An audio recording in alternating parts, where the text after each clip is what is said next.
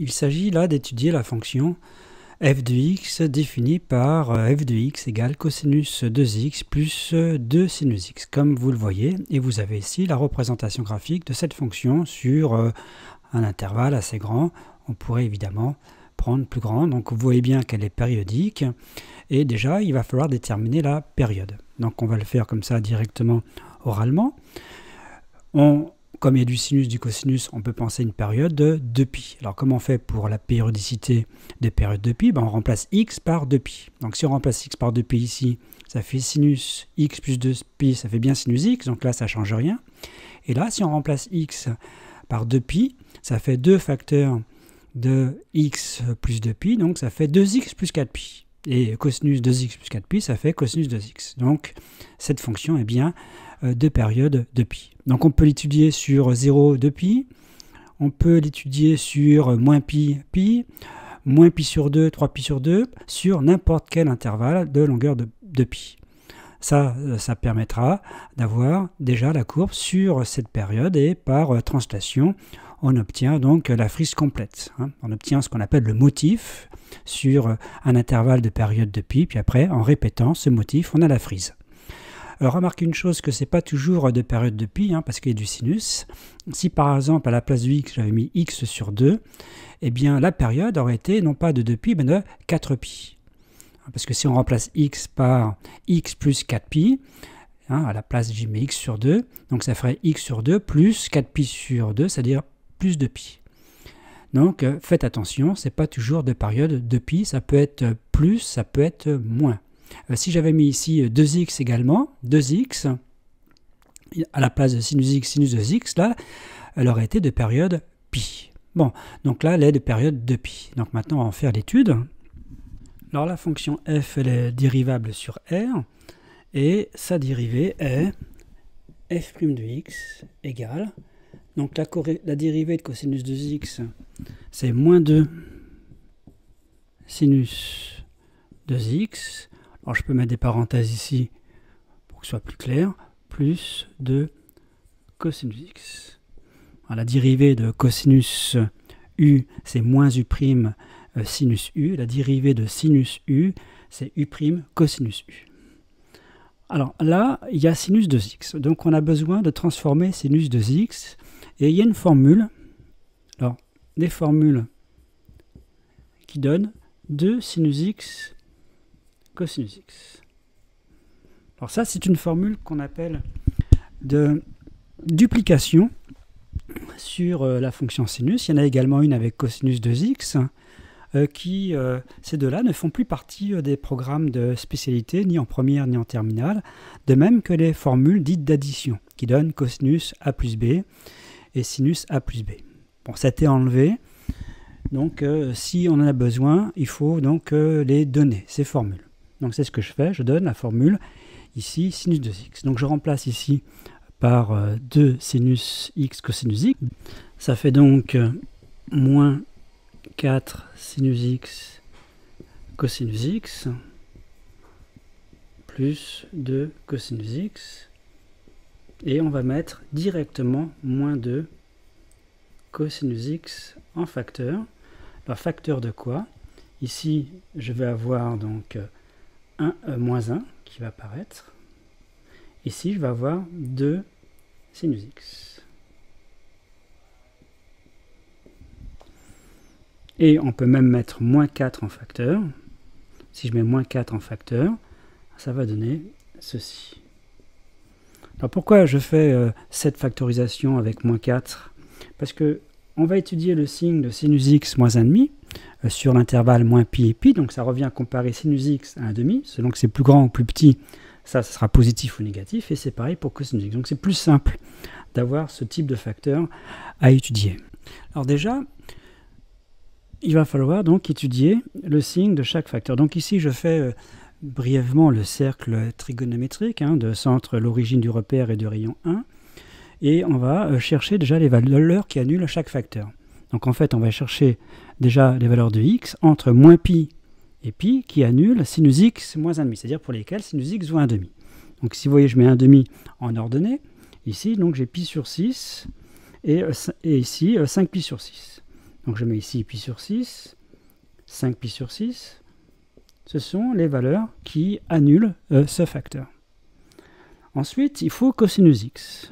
Donc cosinus x, ici on est entre moins pi et pi. Donc on fait ici un tour complet en partant de là. Donc la première valeur ici qui annule le cosinus, c'est moins pi sur 2. Et ensuite, il y a pi sur 2, qui est ici, entre pi sur 6 et 5 pi sur 6. Donc il faut les ranger ici dans l'ordre croissant. Donc on va mettre moins pi sur 2. Ensuite, j'ai pi sur 6. Ensuite, pi sur 2. Et ensuite, 5 pi sur 6. Donc on va faire ici le signe de cosinus x. Puis après, on fera le signe de moins 4 cosinus x.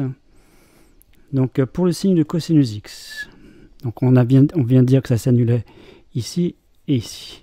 Donc entre moins pi ici, entre moins pi et moins pi sur 2, le cosinus, il est négatif. Donc moins 4, je vais le mettre directement ici, moins 4 cosinus x est positif. Entre moins pi sur 2 ici et pi sur 2, le cosinus, lui, il est positif. Donc, moins 4 cosinus x est négatif. Entre pi sur 2 et pi, le cosinus, il est négatif. Donc, moins, ça sera positif. Ça, c'est le signe du premier facteur. Maintenant, le deuxième facteur, sinus x moins 1,5.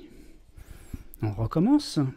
Entre moins pi sur 2, donc les valeurs qui annulent, on a dit que c'était pi sur 6 et 5 pi sur 6.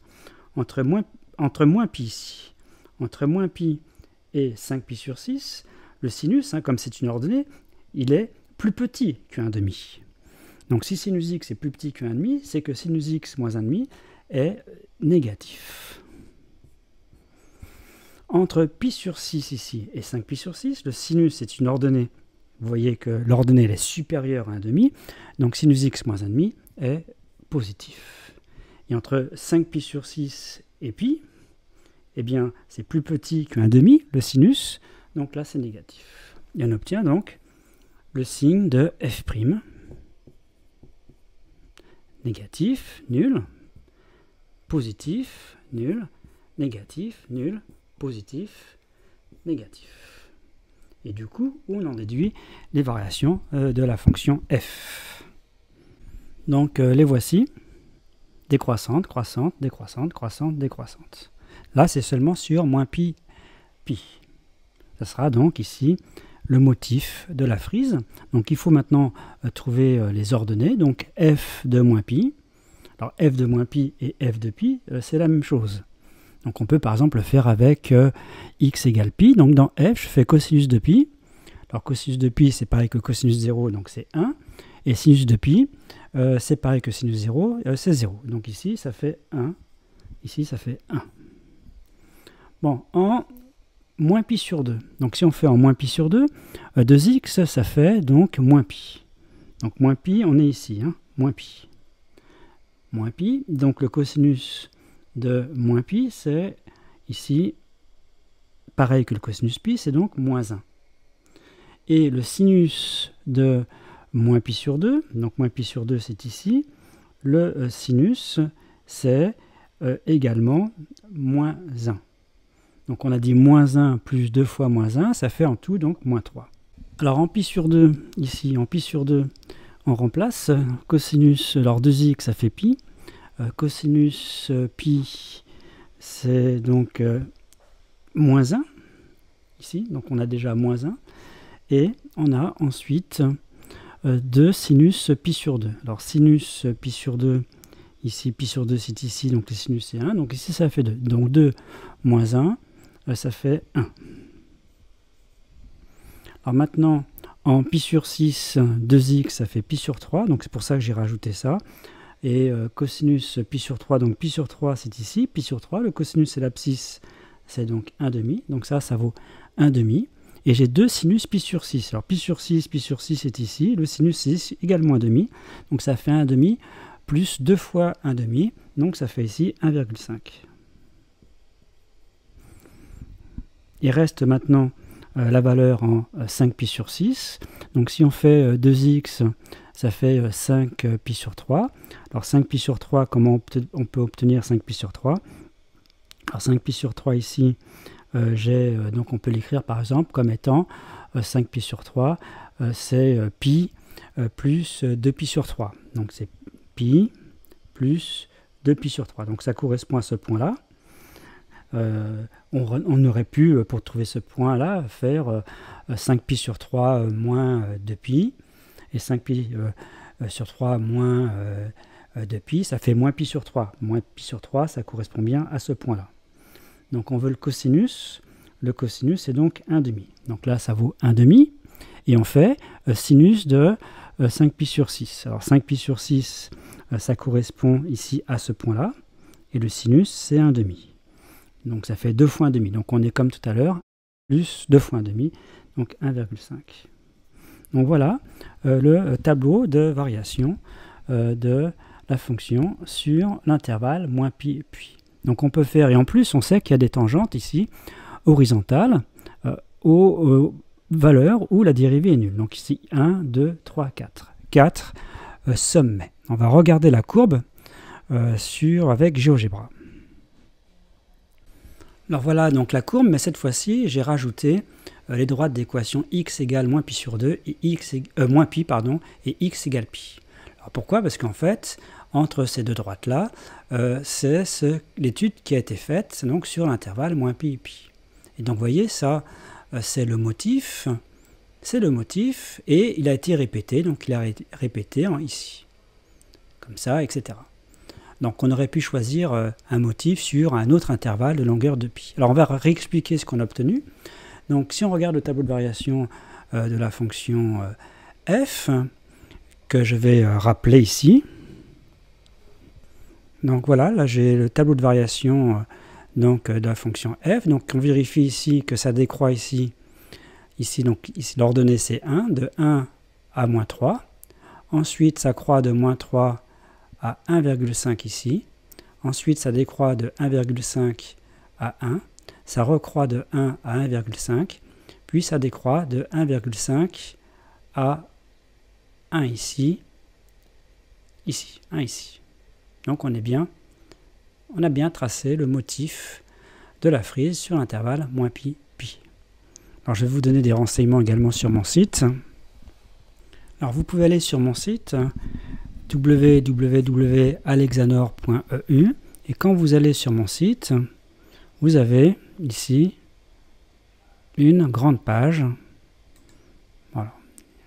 Vous avez ça. Alors, et en allant sur les mathématiques en terminale S, les anciens contrôles, et ensuite ici c'est le contrôle de décembre 2013, numéro 4, vous avez ici donc la fonction en question.